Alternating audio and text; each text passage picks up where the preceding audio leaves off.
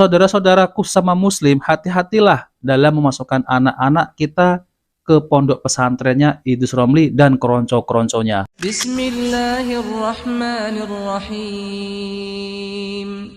Assalamualaikum warahmatullahi wabarakatuh. Alhamdulillahirrabbilalamin. Assalatu wassalamu ala nabiyyina Muhammadin wa ala alihi wa sahbihi ajma'in, amma ba'du. Teman-teman yang dimuliakan Allah Subhanahu wa taala, kita bertemu kembali di channel Pencari Ilmu.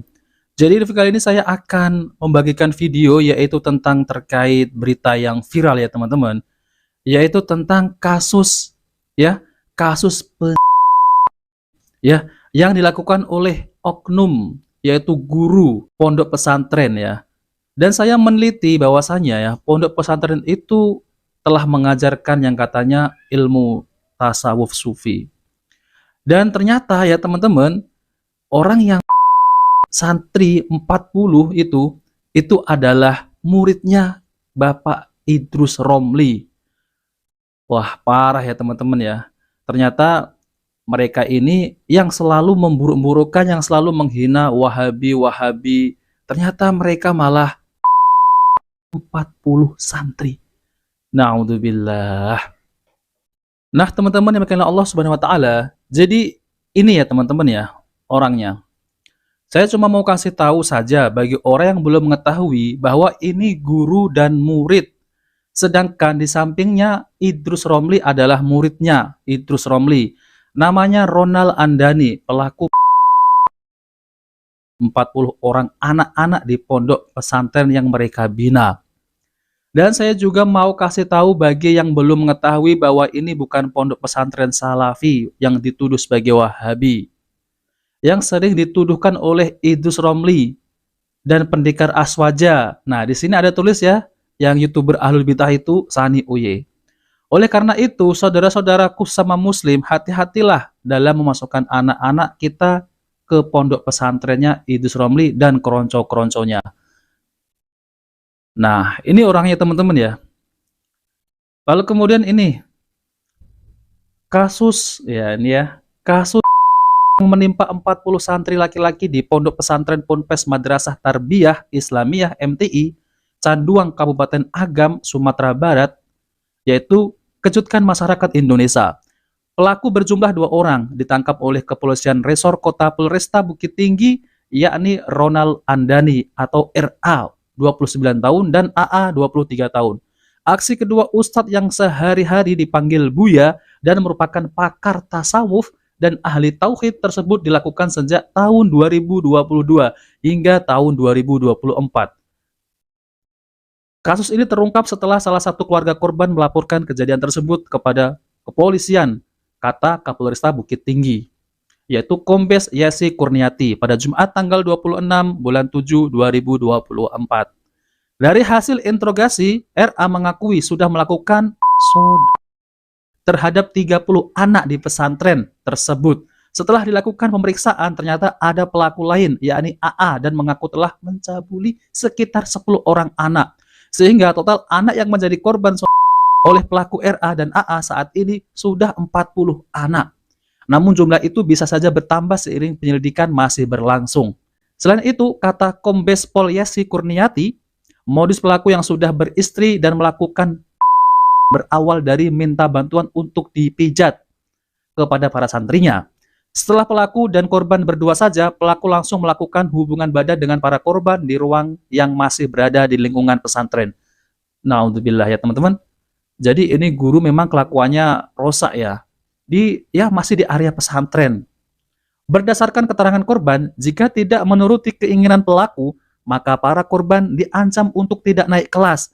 Sedangkan keterangan pelaku, ia sudah melakukan berbagai tindakan kepada korban, dari tindakan meraba-raba hingga melakukan tindakan naudzubillah ya teman-teman. Kombes Pol Yesi menuturkan rata-rata umur korban setara dengan anak-anak yang masih duduk di bangku sekolah menengah pertama SMP atau SLTP. Dan para korban ini mengalami trauma dan gangguan psikis. Kepada penyidik, pelaku mengaku juga pernah menjadi korban. Kasus ini masih dalam proses pendalaman, takutnya nanti masih ada korban lainnya. Pihak kita juga sudah membuka posko pengaduan di Polresta jika masih ada korban. Silahkan melaporkan. Nah, teman-teman yang dimuliakan Allah Subhanahu wa taala, sungguh sangat menjijikkan sekali ya apa yang telah diperbuat oleh oknum ya yang katanya ini belajar ilmu tasawuf ya, penyucian jiwa, lalu kemudian identik dengan wali, karomah dan ini dan itu, ternyata mereka ini malah melakukan tindakan yang sangat memalukan agama Islam. Apalagi orang tersebut ini yang sering berkuar-kuar menghina Salafi Wahabi adalah ya katanya aliran sesat lah, jangan memasukkan anak ke pondok ya Salafi lah. Nah, teman-teman yang dimuliakan Allah Subhanahu wa taala, maka dari itu Allah bongkar ya mereka-mereka ini yang menfitnah dakwah sunnah ini. Dakwah yang memurnikan, yang mengajak umat untuk berpegang teguh kepada Al-Quran dan hadis Nabi Shallallahu Alaihi Wasallam, mereka tuduh sebagai dakwah radikal dan lain-lain. Nah, teman-teman yang dimuliakan Allah Subhanahu Wa Taala, disinilah yang namanya Ronald Andani ya. Ini pada tahun 2021. Ronald Andani ini adalah muridnya Kiai Idrus Romli. Saya akan bacakan ya, membuat status di Facebook. Saya tidak marah melihat orang jenggotan, juga tidak sesak nafas melihat orang gamisan. Namun yang sedikit membuat bingung kenapa ya ada orang yang ngaku pengikut salaf tapi mulut dan kolbunya banyak daki dan kotoran. Subhanallah. Mereka bilang cinta sunnah tapi hobinya fitnah sana sini. Mereka bilang ikuti ajaran Rasulullah, gemarnya sibuk selidik dengan kekurangan orang yang beda pendapat. Dan mereka bahkan sampai-sampai mulut mereka menudai kesucian warasatul anbiya. Tapi saya yakin pewaris Nabi tidak akan terusik oleh gonggongan dan salahan mereka. Ya, saya sebutkan saja siapa mereka agar masyarakat tidak tertipu dengan gaya dan kelihayannya bicara mereka. Mereka itu adalah Wahabi. Kalau mereka terusik dengan kajian tasawuf, yang kata mereka itu bid'ah, dolalah. Mereka suka muak mendengar kajian zikir dan bagaimana cara membersihkan kolbu. Mereka anggap kajian tersebut membuat kita pemalas dan tuduhan keji lainnya. Wahabi, kenapa kaku begitu ngajinya? Seperti taman tak berbunga saja. Mari sini saya ajari menyemai benih, menanam bunga agar kebun-kebun tak terlihat tandus dan kering begitu ya. Nah, teman-teman, ini adalah Ronald Andani yang ya santri ya, teman-teman. Naudzubillah ya, mereka ini membenci dakwah sunnah yang dituduh sebagai ya, dakwah radikal dan lain-lain. Namun ya, orang ini malah ya seperti inilah. Nah, ini ya, orang ini nih yang membenci dakwah sunnah. Nah, ini gurunya Kiai Idrus Romli sama seperti ini. Saya kumpulkan, saya provokasi. Wahabi ini bahaya. Bahaya. Karena Wahabi ini merusak. Wahabi ini maling. Maling. Apa maling itu? Bukan maling jambu. Aduh, maling jambu. Stop. Kalau maling jambu itu kan orang gondrong kan suka mencuri jambu. Nah, Wahabi ini maling akidah. Pokoknya saya provokasi. Wahabi. Nah, teman-teman, jadi ini Bapak Kiai itu sampai ini memprovokasi ya, katanya ya seperti itu, Wahabi ini maling, Wahabi ini maling akidah, Wahabi ini ajarannya sesat dan lain-lain. Lalu kemudian ada lagi video, jangan memasukkan anak ke pondok Salafi ya. Oke, mari kita lanjutkan ya teman-teman, yaitu pondok Salafi, haram hukumnya memasukkan anak di pondok Salafi ya. Kiai, bagaimana kita yang ahli sunnah wal jamaah ini mensekolahkan anak ke pondok-pondoknya Salafi? Hukumnya haram. Hukumnya haram, nggak boleh. Jadi menyekolahkan anak-anak ke lembaga-lembaga di luar ahlu sunnah wal jamaah itu hukumnya haram. Nah, teman-teman yang dimuliakan Allah SWT, jadi ya Bapak Kiai Idrus Romli ini mengatakan bahwasanya menyekolahkan anak-anak ke pondok Salafi yang dituduh sebagai Wahabi ini hukumnya haram. Bapak Idrus Romli ini dapat hukum dari mana ya? Tiba-tiba mengharamkan ya apabila ada orang yang memasukkan anak-anaknya ke pondok Salafi hukumnya haram. Namun kalau kita lihat ya teman-teman ya, di video ini ya, di status ini ternyata ya memasukkan anak ke pondok yang katanya ajaran tasawuf memurnikan hati dan jiwa, kolbu, malah 40 santri. Dan ini memang adalah fitnah terhadap dakwah sunnah, maka Allah akan membongkar kedok mereka. Nah, maka dari itu teman-teman ya, bapak-bapak, ibu-ibu harus berhati-hati ketika memasukkan anak ke pondok pesantren. Lihat dulu bagaimana kurikulumnya. Nah, teman-teman, bagaimana Allah SWT, jadi itu saja yang ingin saya sampaikan ya, bahwasanya kalau ingin memasukkan anak-anak ke pondok pesantren harus dilihat dulu. Dan jangan sampai kita salah memasukkan anak-anak ke pondok pesantren yang bisa berakibat fatal seperti apa yang ada di video ini. Oke teman-teman, jika video ini bermanfaat jangan lupa like dan subscribe di channel Pencari Ilmu. Wabil taufiq wal hidayah. Wassalamualaikum warahmatullahi wabarakatuh. Assalamualaikum warahmatullahi wabarakatuh. Jadi yang masak hari ini kita cukup sukume. Sahabat beriman, Cuplikan video tadi merupakan potret kehidupan rumah tangga dari seorang pasangan gay, kelompok yang memiliki orientasi seks yang menyimpang atau biasa disebut LGBT. Saat ini makin pede menunjukkan eksistensinya. Mereka bahkan tidak malu memamerkan kemesraannya lewat media sosial. Lantas, mengapa kelompok LGBT semakin terang-terangan? Apakah LGBT adalah fenomena yang dikhawatirkan Rasulullah SAW? Akankah azab yang menimpa kaum Sodom bakal terjadi lagi? Tonton video ini hingga akhir agar tidak sesat. LGBT atau singkatan dari lesbian, gay, biseksual, dan transgender. Di zaman sekarang, LGBT semakin tidak malu tampil di hadapan publik. Mereka memamerkan pasangan sesama jenisnya. Salah satu pasangan LGBT yang lagi viral adalah Ragi Mahardika dan Fred. Ragil merupakan warga negara Indonesia asal Medan, sementara Fred merupakan warga negara Jerman. Mereka sepakat bahwa ia adalah pasangan suami istri. Fred berperan sebagai suami dari Ragil.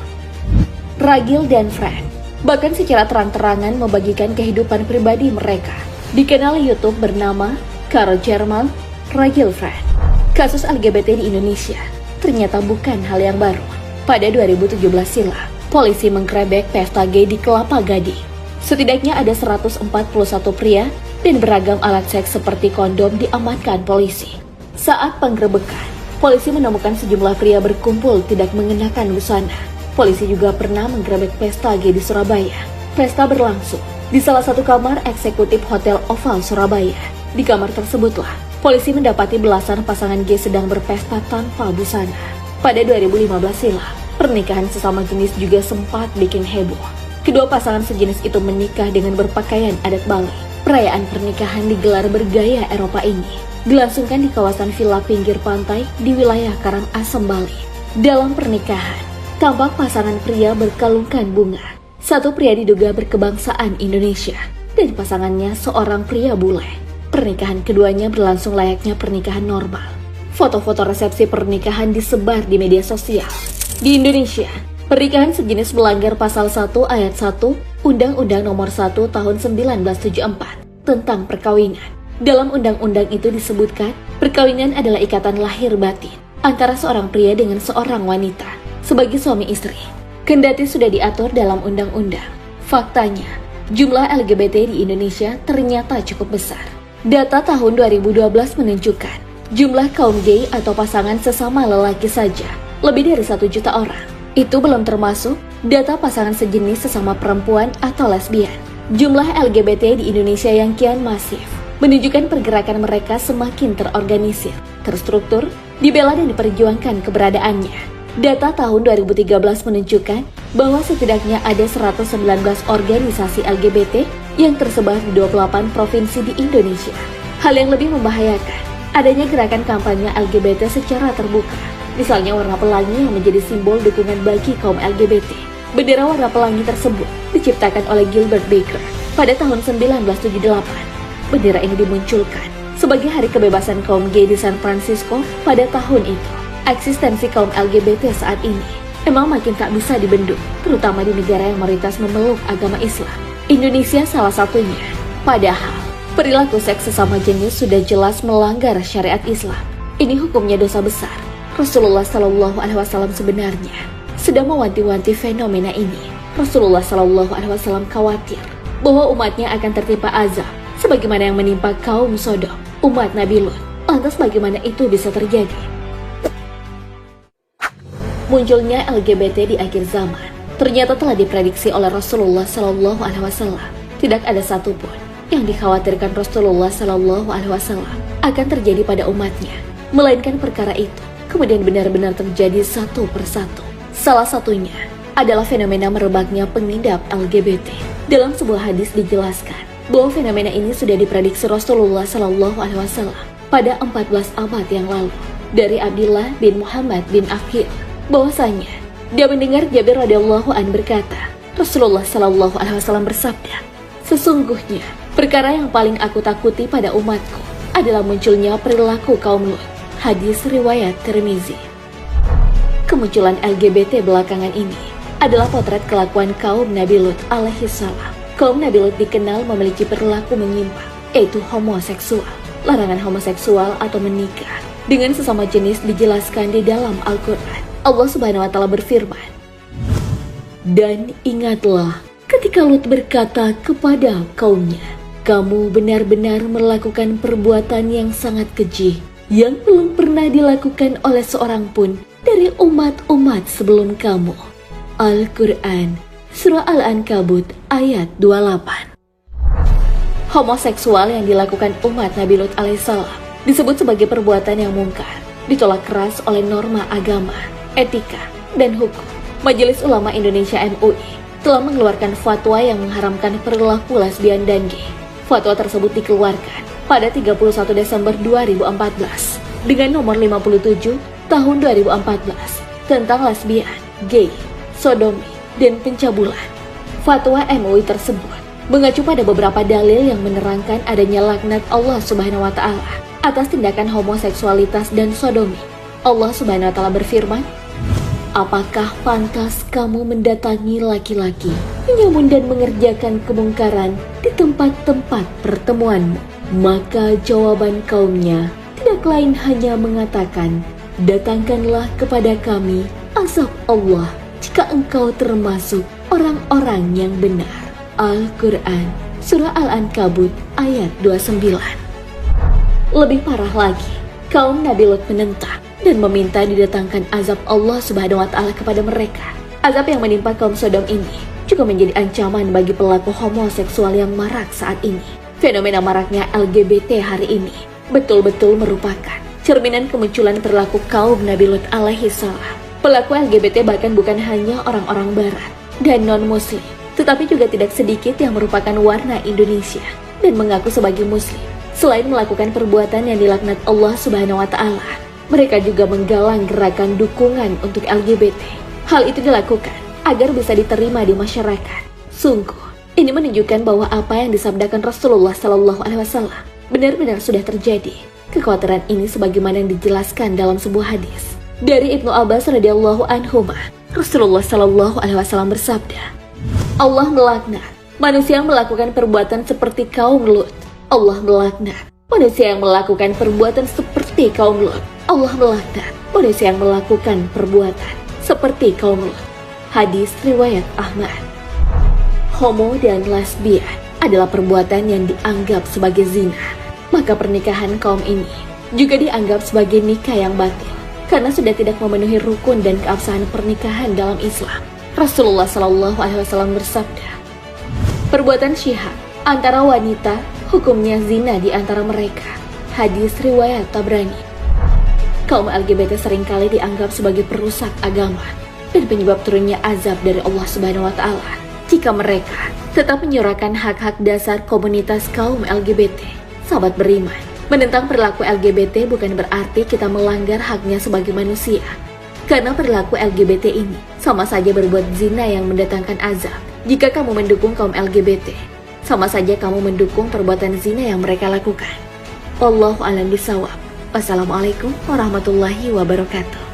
Dia mengatakan bahwa saya dulu dia apa? Korban. Tapi ternyata dia berubah menjadi predator pelaku. Ini sudah disabdakan oleh Nabi kita Muhammad SAW. Makanya kata Nabi SAW mengatakan, "Idza ra'aitum man ya'mal amala qaumi Lut." Kalau kalian melihat ada seseorang mengerjakan perbuatannya kaum Nabi Lut, faqtulul fa'il wal maf'ul bih, kata Nabi. Maka bunuhlah yang pelakunya dan korbannya ketika mereka sama-sama mau. Awalnya korban, lama-lama menikmati. Karena biasanya yang korban jadi apa? Pelaku. Makanya hati-hati antum. Kalau antum sudah dideketin sama laki-laki lain yang ikhwannya, yang akhwatnya juga sama, ngomong sama ustaz. Ngomong. Karena biasanya kalau sudah terjadi, maka terjadi. Kalau nggak cepat penanggulangannya, bahaya sekali. Bahaya. Lebih baik mencegah daripada apa? Mengobati. Apa pepatah kita, sedia payung sebelum hujan. Siapkan payung, siapkan pencegahnya. Itu kata Nabi kita Muhammad sallallahu alaihi wasallam.